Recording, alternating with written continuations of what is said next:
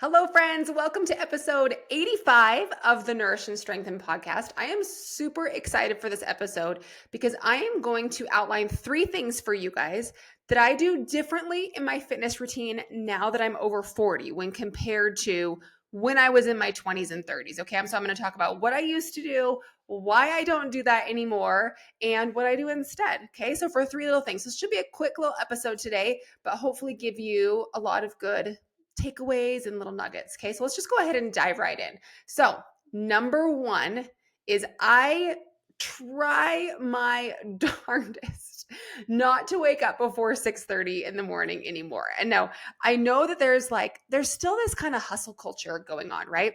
Like the 5 a.m. wake up and the long morning routines, kind of in the whole holistic wellness space. There is kind of that overarching, like, wake up early, have a slow morning, that kind of thing.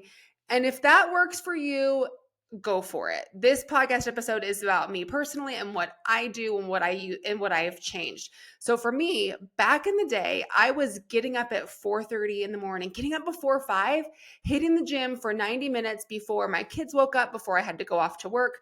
I loved it at the time. It worked for me in that season. I was doing much longer gym sessions at the time. I had to work out of my house, usually starting at like 8:30, 9 in the morning. And so doing this felt productive. I loved being at the gym when it was still dark out, before like anyone in the world could need me. But that was a younger version of me. And I don't want to say it was easy to get up that early in the morning back then, but it was easier than it is now when I'm 44. So in perimenopause, little teaching time here, sleep is so important. I mean, sleep has always been really important, right? But in perimenopause, sleep is so crucial. And it's one of our most powerful tools for balancing our hormones, losing weight, and just feeling our best overall. So sacrificing sleep for a workout can oftentimes work against us in our 40s. Now, I'm not saying you should never get up early for a workout. I'm just saying, if that's your day-to-day routine, that's what you have to do, try and see if you can fit that workout in at another time of day, or rearrange things in your day to maybe even just go a little bit later. Okay. Again, this is just things that have worked for me. Poor sleep in perimenopause can increase your cortisol levels, which can increase your cravings. It can tank your energy, making you reliant on caffeine and making recovery harder. So now for me, if I have to choose between sleep and a workout, I will choose sleep almost every time. So notice I said almost every time, because if there's a certain week where, I typically lift 3 to 4 days a week. So if there's a certain week where I can't get in even 3 workouts without having to get up early, I will get up early. But if it's like a question of like, I've had 4 workouts, or I have 4 workouts and I could cut down to 3, but I have to get up at like 5 in the morning in order to get that 4th one in, I think sleep is more important than that 4th workout. But again, if we're talking like I can only get in 1 or 2 workouts, then I would get up early. Does that make sense? So what do I do instead now? I really focus on and make it a priority to get 7.5 to 8 hours of sleep whenever I possibly can. So this helps with hormones. It helps improve my workout performance, and it helps my metabolism, and it helps me manage my weight in perimenopause. It makes it so much easier when I'm getting enough sleep. So that's number 1. Let's jump ahead to number 2. Number 2 is one, it's a little touchy one. And this is, I pay very close attention to my caffeine intake. Notice I did not say I don't have any caffeine, or I don't even have much caffeine, but I do have quite a bit less caffeine, probably like 30, I probably have a third to a half the amount that I used to back in my 20s and 30s. So when I was competing, caffeine was actually a supplement I used to help in fat loss. Caffeine actually is a proven fat burner. It helps boost metabolism by raising your body temperature, raising your metabolic rate a little bit. And so I used it as a way to get and stay lean, which is not really something I would recommend, especially to women in their 40s. I relied on that caffeine to power through my early morning workouts, sustain myself through lower calorie dieting when I was competing, and just give me the energy to keep up with little kids and cleaning my house and getting my work done, that kind of thing.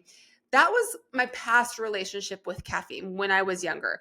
I do not think that relationship with caffeine would work for women in perimenopause. Now take note, I am not saying you can't have any caffeine. I'm not saying you have to give up your morning coffee or your boost energy drink or whatever. You just got to manage it. Okay. So now I pay close attention. When I take in any drink, I look, is there caffeine in it? What's my caffeine total been like for the day so far? Is this going to put me too far over? I try to not do too much more than 200 to 250 milligrams of caffeine.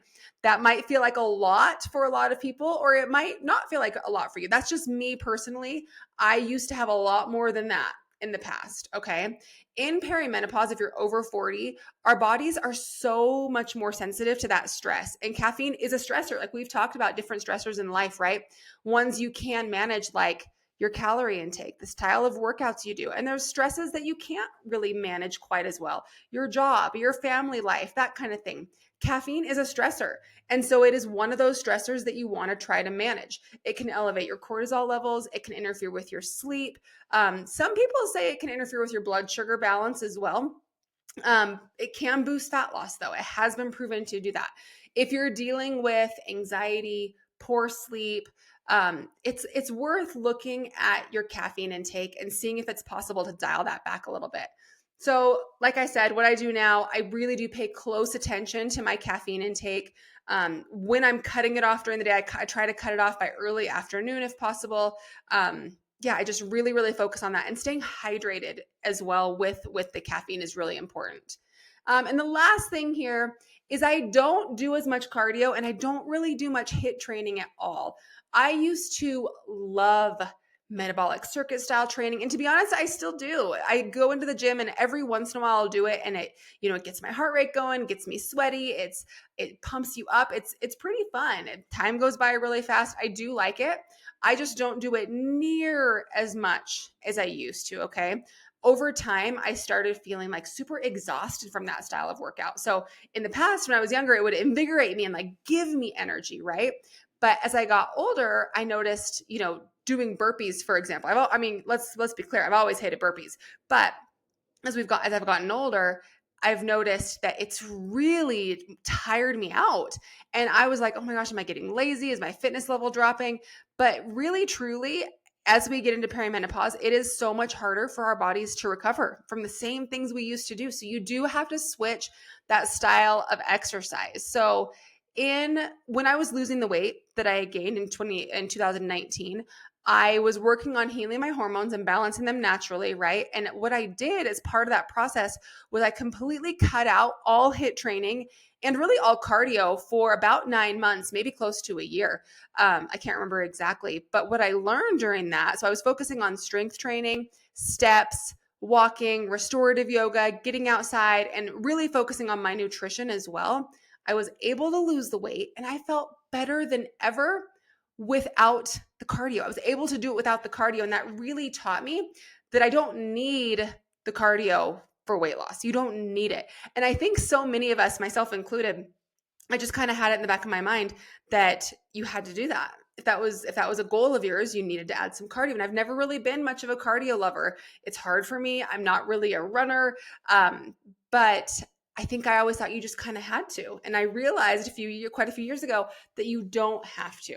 So high intensity workouts can really raise your cortisol levels, and it can chronically raise your cortisol levels if you're doing it often enough.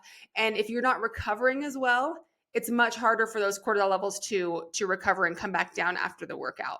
So those are the things, guys. Those are 3 things that I used to do in my 20s and 30s that I have stopped doing now that I've gotten into my 40s. And I'm curious if any of those resonate with you, if there's something that in there that you are currently trying to give up, or you feel like you have to do, but you're scared to stop, that kind of thing. Let me know. Reach out on social. Let me know if you like this episode, and I will talk to you guys next week.